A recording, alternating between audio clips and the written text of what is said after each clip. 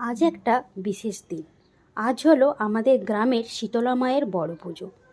তোমরা যারা আমার ব্লগ দেখো তারা তো জানবেই যে আমাদের গ্রামের পুজো বসেছে শনিবার থেকে। আজ তারই বড় পুজো। আর বড় পুজো বলে আমি আর মা সকালেই স্নান করে বাড়ির পুজো সেরে রেডি হয়ে গিয়েছি পুজোর সামগ্রী নিয়ে মন্দিরে যাওয়ার জন্য। তো আমরা মন্দিরে পৌঁছে গেছি। পৌঁছে গিয়ে আমাদের পুজোর ডালিটা ধরালাম। আর এই দেখো মন্দিরটা আমাদের কত সুন্দর। তো পুজো দিয়ে আমরা বাড়ি ফিরছি। আর যেহেতু গোটা ফল দিয়ে পুজো দিয়েছিলাম আর সবাইকে প্রসাদ দিতে হতো, তাই প্রসাদের ওই গোটা ফলগুলো আমরা ছোট ছোট করে কেটে নিয়েছিলাম। তারপরে বিকেলে হয়েছিল ডন্ডি, যেটা প্রত্যেক বছর হয়ে থাকে। আর বড় পুজোর দিন যেহেতু আমরা ভাত খাই না, তাই আজকে ডিনারে হয়েছিল লুচি আর ঘুগনি। চলো আজকের ভিডিওটা এখানেই এন্ড করছি। দেখা হবে আরও একটি